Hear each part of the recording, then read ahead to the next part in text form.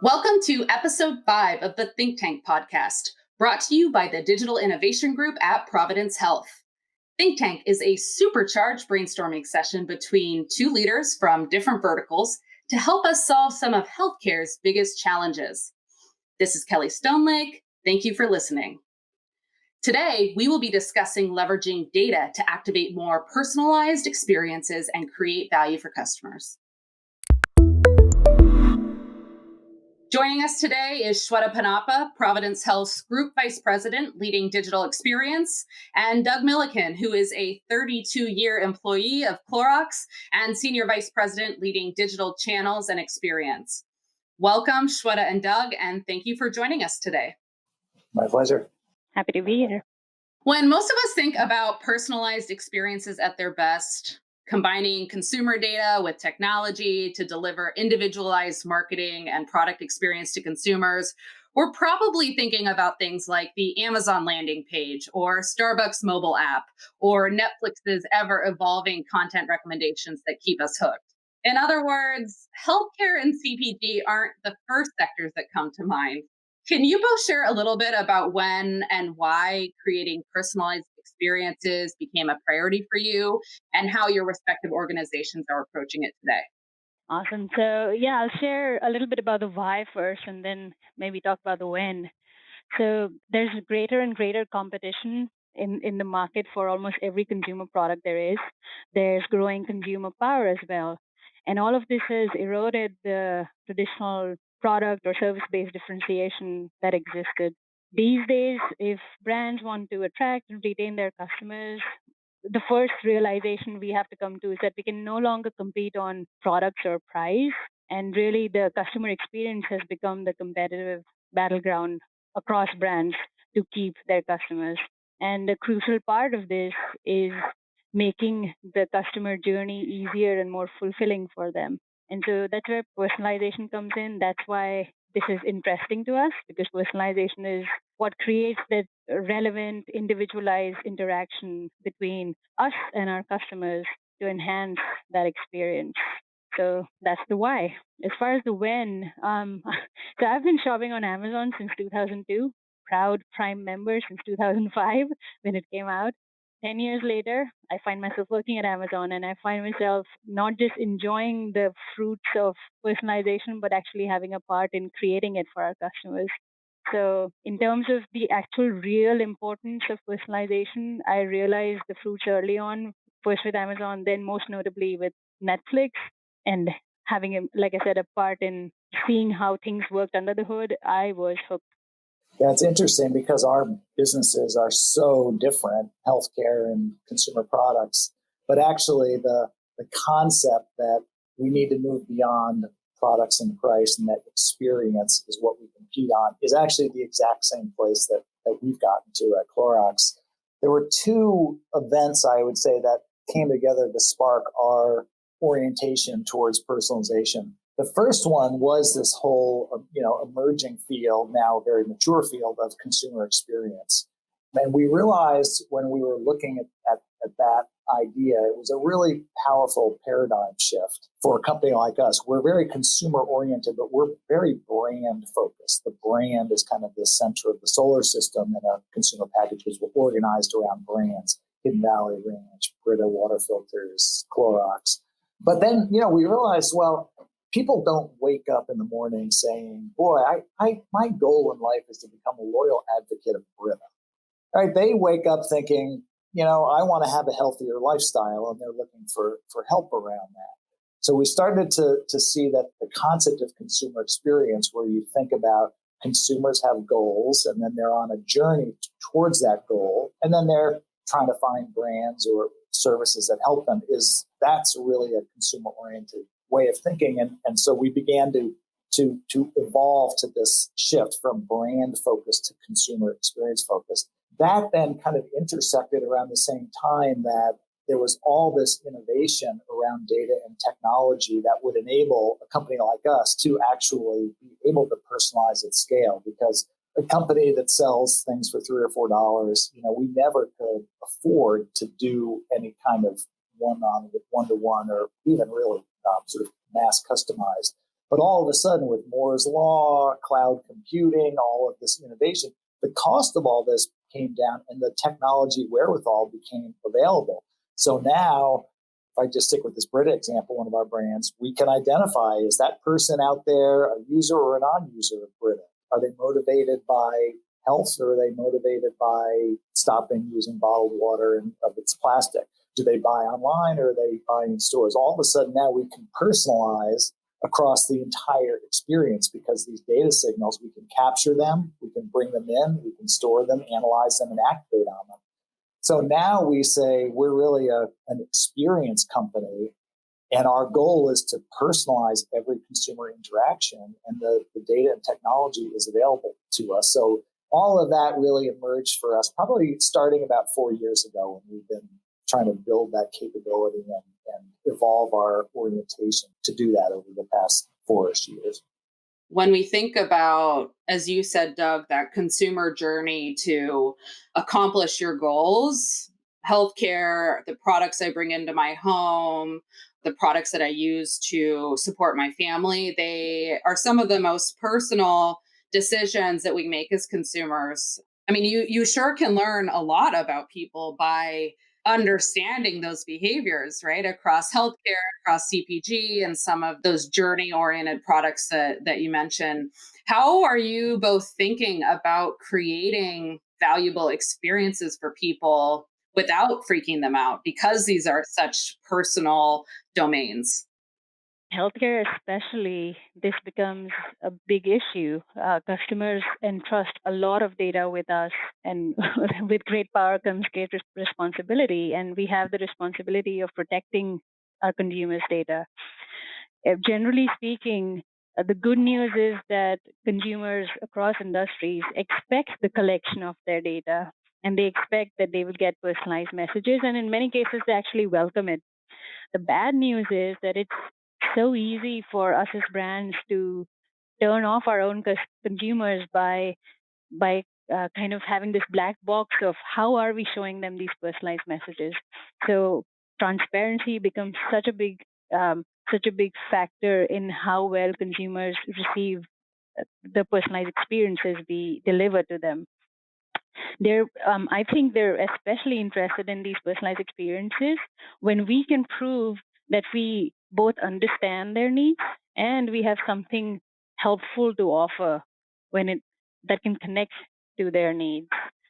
So when it comes to this, and I'm going to get a little technical here, but the biggest thing we can do right now is leverage our first party data as much as possible. So first party data is data that we as a healthcare system have gathered from our customers on our own and are safeguarding it.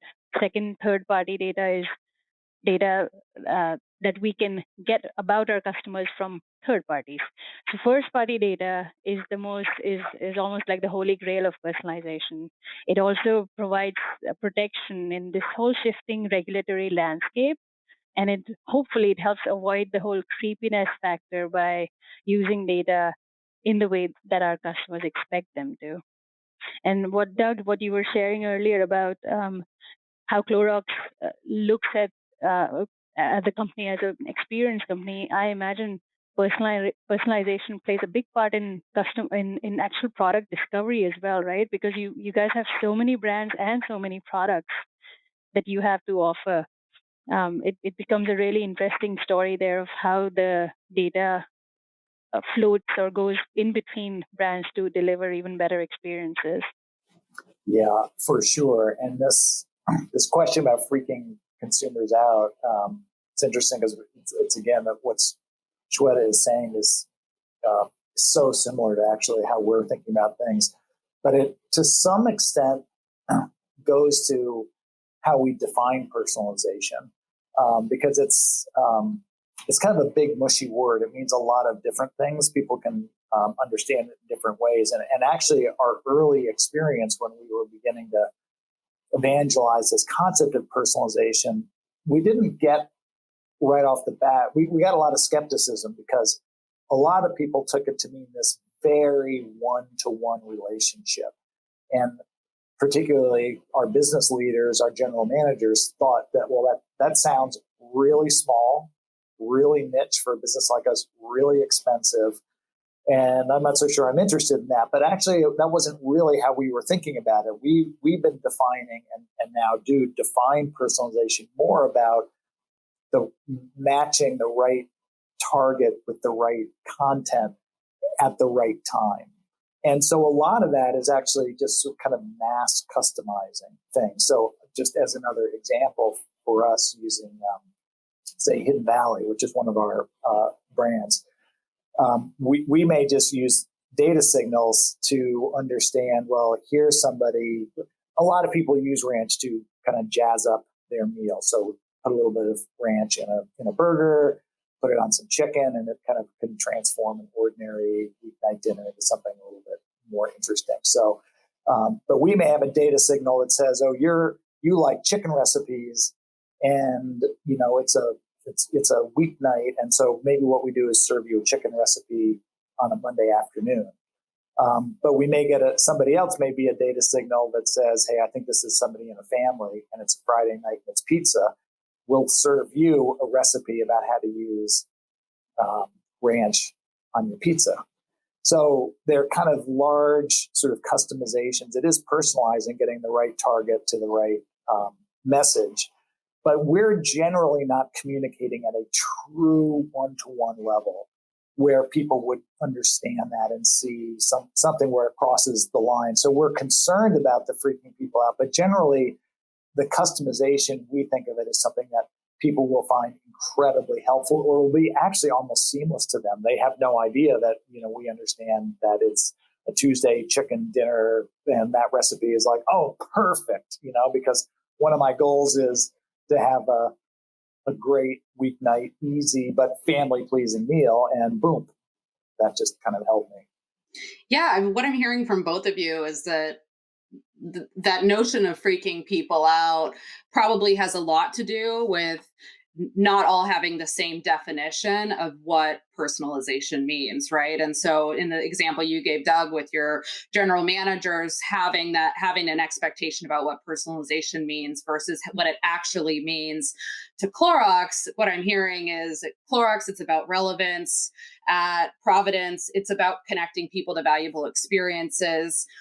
What do you both see as your finish line or your end goal? And how is this personalization and your unique expressions and interpretations, adoptions of personalization in digital helping you get there?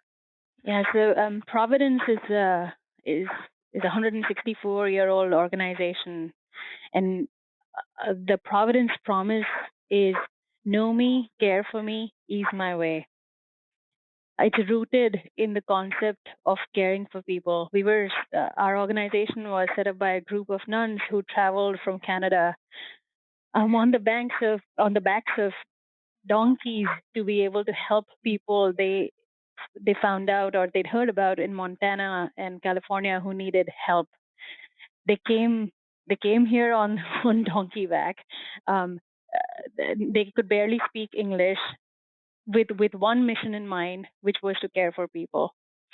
When I think about the Providence Promise, the know me, care for me, ease my way, it's almost a touchstone of personalization. Know me is knowing things, knowing data, having data about our customers. Care for me is utilizing that data to build experiences, and then ease my way is the reason why we build those experiences to be able to ease their healthcare journey with us. So creating frictionless digital experiences is our end goal. How we define it, I think the finish line, so to speak, shifts every 6 months as we get our hands on new technology, whether it's AI or machine learning. It shifts every 6 months, and I can't wait to see the things that we're going to build, especially in healthcare. Healthcare is hard. Yeah, but what's interesting, Sweta, is you're talking about linking all of this to your mission, which I think I'm finding to be really valuable. I'm actually not a technologist by background. I'm really, a marketer who fell into this area and trying to understand all this data and technology. And one of the things I found is what the the range of what you can do is sort of infinite. There's so much you can do, and then it's like, how do you filter? How do you choose? Who to partner with, what capabilities, and it ends up, I found, having to get rooted back up to your strategy and your mission. And even though, again, we're two different companies, our mission um, is just we make everyday life better every day, because we operate in a very different space, which is everyday products is what we do. But we help make these very everyday moments better. And so in a similar way, we just think the end goal for us, our end goal, therefore, is always just helping a consumer to meet their goal, make their life better every day, help them meet their goal. And if we can help them reach their goal, it helps us reach our goals. And so personalization isn't an end into itself. It's just a super awesome tool to get to that outcome. I just give you another example. Kingsford is one of our brands, and we do weather triggered ads, which is fairly common, because we've learned that grilling is very, of course, weather dependent, but that varies by zip code. So if you live in Seattle, as long as it's like above 50, you're grilling. 50 and not raining, you're grilling. But if you're in Florida, it better be above 80 and not a cloud in the sky. Totally different. So we will use the weather to trigger ads in zip code by zip code where we know it's the weather for that area that's conducive to grilling. And digital lets us do that. It lets us serve up an ad, remind you that the weather's going to be great this weekend in St. Louis. Remember, check your charcoal. Oh, by the way, here's a recipe. And also, if you need any how-to, here's a how-to about how to start the barbecue or whatever. So these things are all of it just lets us understand the consumer better, react faster, less friction, and helps us get to their goal. And it's just a tool, an amazing tool that we never, had before. But the end goal is always to help them have an awesome weekend with their friends in their backyard, connecting with their friends and family because they were able to barbecue. That's fascinating. I might be getting ahead of your strategy, but I don't know if you guys have considered selling shorts, because you could probably put that on the back end of the same engine. I think the same, I live here in Seattle. I think the same Seattle, Florida principles apply. But it's fascinating. I love what both of you said about connecting and using personalization and digital to deliver against your missions. It's so simple and obvious, yet I don't know that everyone's thinking about it that way. And it's such a comforting way to think about it. And Shweta, I love the story about the Spanish flu and traveling to provide care on the backs of donkeys. And it's, just so happens that we are in the midst of another unprecedented time in global health. And I can say for myself that telehealth appointments and Clorox wipes have been two of my most prized digital transactions in the last month. So as we see consumers' appetite for digital health and digital commerce increasing during this time, I wasn't doing either of those things 3 months ago. How is that behavior shift impacting your approach to personalized experiences in the context of using personalized experiences to further your missions? And what challenges are coming with that? My time at Providence is actually my first stint in healthcare. I've spent my entire time or career in e-commerce before this. And from the entirety of my time in healthcare, I've been hearing about digital transformation, and that's the next big thing, and how we need to really accelerate digital transformation in healthcare. And nothing has accelerated transformation as much as the coronavirus has. Trying to get telehealth visit adoption in our consumer base was only passable at best, because much like the traditional sense, when you want to see a physician, you want to see your physician, you want your physician to be able to take your pulse or do whatever. It's a very face-to-face type of thing. But the coronavirus has changed all that, just like you said, Kelly. So at Providence, we've seen more telehealth visits in 1 month than we'd seen the entire past year. It's been incredible. And what this means is it's become even more important to create better digital experiences, because the new normal is going to look very, very different than the olden days 3 months ago, what the days used to look like. And then attributes that were once considered kind of the gold standard for customer experience excellence are now really becoming table stakes.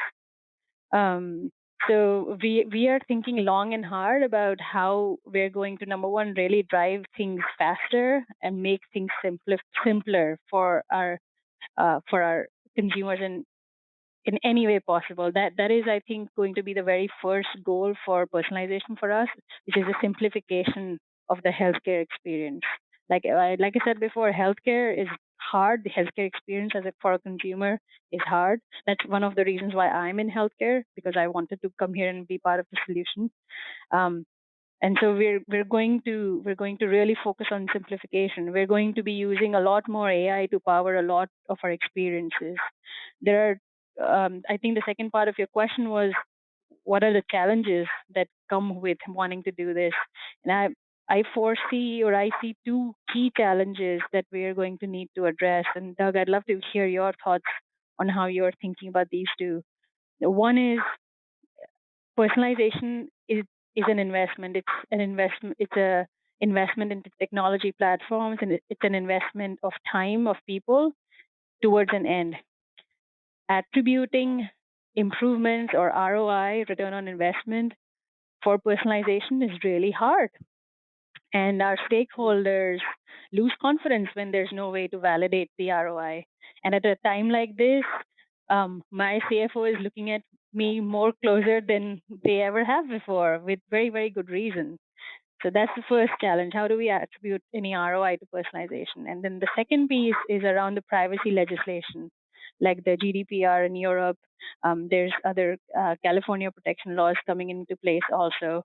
And then we have technology companies like Google announcing that they're phasing out third-party cookies from its Chrome browser, just like Apple always has. And that means we are going to have to lean even more heavily on our first-party data. So how do we navigate these two challenges? How well we navigate these two challenges is going to become a key point in how well we do personalization. Yeah, totally agree.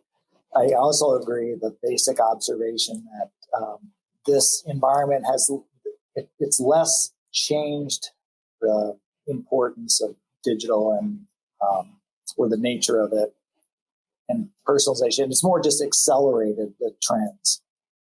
Just like Sweta said, it's just pulled up, things. So, for instance, for us, online grocery shopping, I guess maybe that's the equivalent of our telemedicine. Is that's been a slow build. So maybe order at Safeway or your local grocery store and go pick up or have it delivered, and that's been a little bit slower than adoption of something like Amazon. And I think the industry is now today where it figured it would be in terms of adoption like 7 years from now. So it's this huge acceleration of that, huge acceleration of course, digital consumption of media. The other thing for us, we're just really fortunate that our business is actually growing because of the need for a lot of our products. And so actually our consumer base is becoming bigger and bigger. And therefore there's more, it's more homogeneous. So the need to personalize within the consumer base, particularly a brand like Clorox, which is really large, and there's a lot of diversity of the buying population. So personalization has just become actually more important. Digital's become more important, but not so much in new ways, and more that it's accelerated. And then that brings up actually exactly what Sweta was saying. There's two challenges or three. Two of them are the same that were mentioned. But one of them is just this balancing. We have to deliver the business, which is really hard because for us there's a supply problem, and for other people the challenges are more just trying to keep things going. For us, it's about being able to supply product in a lot of our categories. So the business teams are just trying to keep the engine running, and putting a transformation effort on top of that is really hard.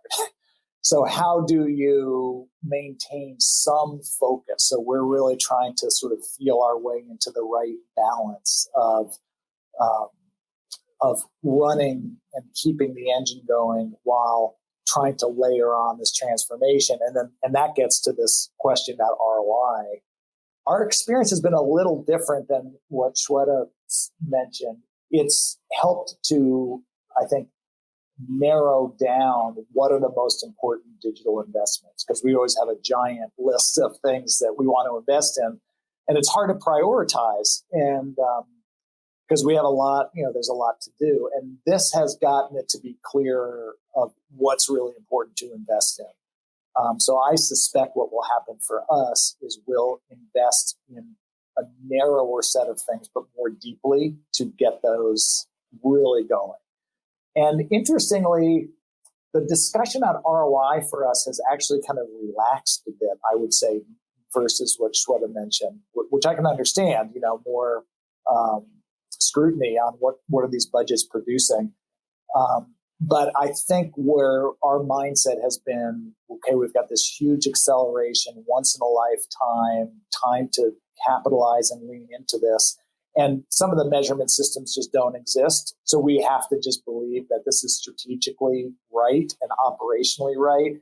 And we're going to have to make decisions with less rigor around these ROI measurements, which is not at all the norm in CPG, which is a very mature and therefore very disciplined and measurement-oriented business. So that's been a little bit of a different experience and kind of nice. Privacy, huge issue. Our team, the CCPA.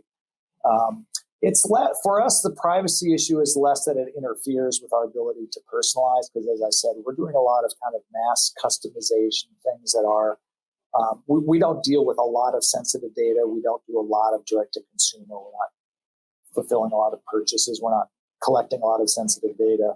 It's a big manpower effort to really, to understand and comply with some of these regulations. Just is, it's good. We're all in on it. It's the right thing to do, but it's a large ongoing undertaking and another thing that gets layered onto the cake.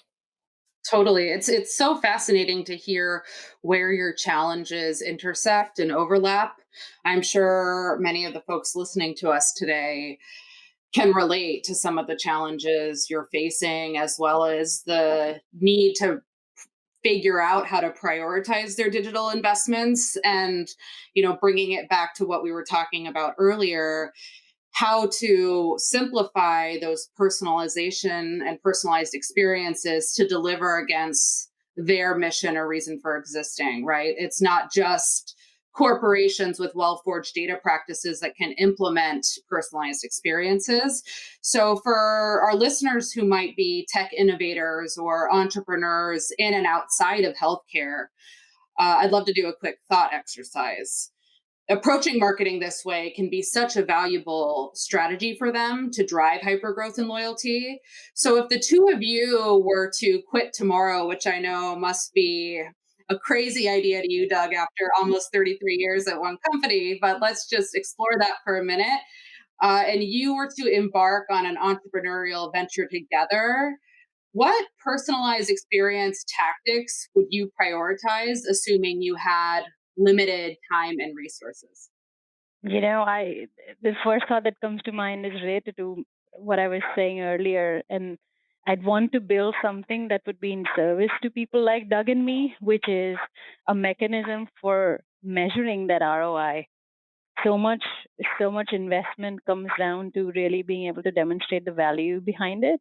And I could be wrong, but as far as I know, there's not really any technology that exists that reliably can convince, like I said, my CFO of that investing in personalization is meaningful. I'd want to build that with you, Doug, if you were game. Yeah, well, that I think, yeah, whoever cracks that is in good shape for their retirement. Yeah, for me, I'm not sure of the specific, but I think from a way of thinking about it, what I find a lot of the really successful entrepreneurs have done is back to consumer experience. They've just identified in their own life a really crappy experience. And they've just figured out if we were to re-engineer that experience and use digital technology to improve that experience, what could they do? And that's like the famous story of Casper mattresses. Crappy experience going to a mattress store, and well, could you move that online? And all of a sudden, boom. And so I think that's sort of the way I would think about it. The one that comes most just on the top of my mind, it's not really the private sector, but it's just a lot of our experiences with, like the DMV and these places, where technology has been underinvested in, and those experiences are really, really, really painful.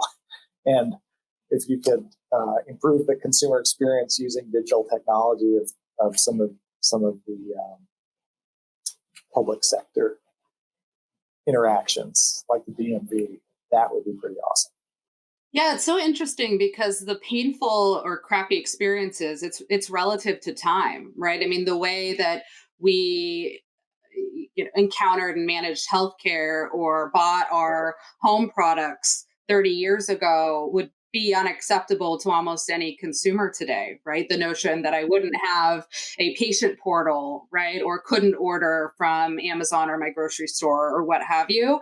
And what you mentioned, Doug, as far as, the DMV or some of those experiences, they really haven't changed with time. So is it looking at some of the things that haven't changed or innovated because there hasn't been that bottom line pressure to? And do you think that's why? And then how would you apply personalization to making that more meaningful? Like, let's take the DMV, for example. I do think that this is the bar is just constantly going up for all of us because it exists. We can go on to Netflix, we can go on to Amazon. We've just been trained.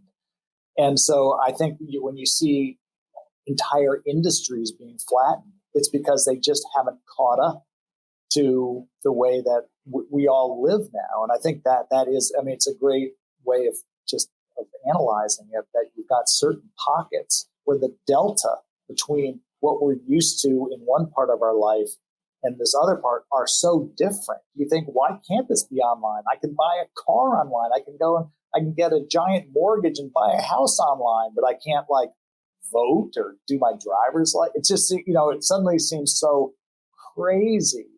And I think this is why people just have no patience for things, because all these innovators have given us these unbelievable experiences that have just set a new bar. And that bar is constantly moving. It's constantly getting better, which is why companies like ours, or Sweta's, old companies were 105 years old.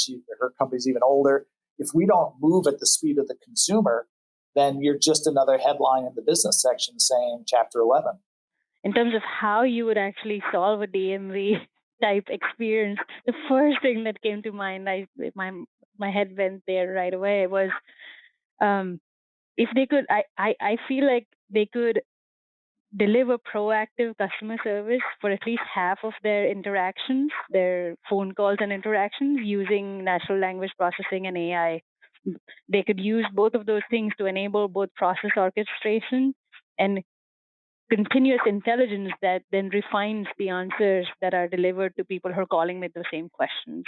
That just seems doable today, right now. So I hope someone from the DMV is here listening to this. Well, I just renewed my license, so I think that means in 5 years I'm up for it again, and I'm counting on you two to make that experience better. And I can't wait to see what you guys do together. I think you're off to a running start. Thank you so much for joining us today, Shweta and Doug. This has been a fascinating conversation. I certainly learned a lot, and my mind is open to thinking about personalized experiences in an entirely different way. Thank you so much for your time. Thanks so much for having us. Yeah, thanks. My pleasure. You've been listening to the Think Tank podcast, brought to you by the Digital Innovation Group at Providence Health. If you've enjoyed this episode, please leave us a review or follow us on Twitter @ProvInnovation for more discussion about how digital can inspire solutions to some of our biggest challenges. I'm your host, Kelly Stonelake. Until next time, take care.